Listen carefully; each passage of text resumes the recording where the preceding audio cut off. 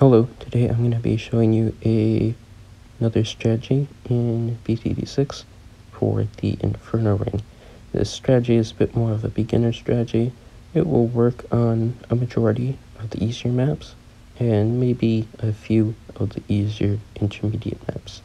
So for the strategy, we're going to be using the Inferno ring and buffing it with a primary expertise to give the big meteor way more pierce, so it does a lot of damage.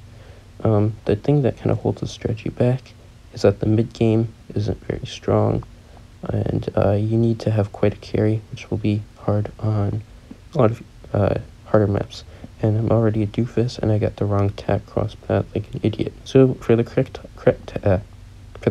tack cross path, we're going to be getting a 5-2-0, so make sure you get that. For the tack placement, it doesn't really matter. We're going to be using the meteor to get most of our damage in the late game, so you don't need the greatest spot in the world. I tend to do a spot that's more geared towards the mid game, like right here. But if you can get it to work in the mid game, it should be fine in the late game. So we're going to get that. We're going to get white hot spikes, and then I'm going to try to get Churchill just as fast as possible. You need to keep in mind that we have to get camo on 24 though, so just get that, and you'll be good. For the camos throughout 40, I'll just get one of my darts up that I started with to 023, the crossbow, so you can grab all those camos, and that should be fine. Alright, so I got Churchill basically in the straight line. He's very good with that. Because this is a more of a beginner strategy, I'm not really going to be doing discounts. There really isn't much you have to buy anyways. A mauler to kill 40, because we basically have like no mob damage. You can use your Churchill abilities if you need to. I don't end up using the Churchill abilities at all in the mid game, so feel free to use them. They definitely can help out. The level 3 is really good with the Bloons, the level 10 is really good with the mobs, and that will help you out. I'm going to get 8420 village. We can then get the cross path on the mob mauler for free with that, which is pretty tack 2. So we're going to be getting that, and then I believe we get mob assassin. We get alk buff on these guys. I'd recommend having the priority buff on the tack. I think I got it on Churchill that time, but it isn't as effective on Churchill because the minigun likes to eat up a lot of alchemist shots, so it's better on the attack shooter. And then I get Moab Assassin to help out with the mid game. I think I get something else, and we start saving up for the Inferno ring. Oh yes, it's a recursive cluster because we need help with like 63 and 78. So with that, Moab Assassin there should be able to save up for Inferno ring.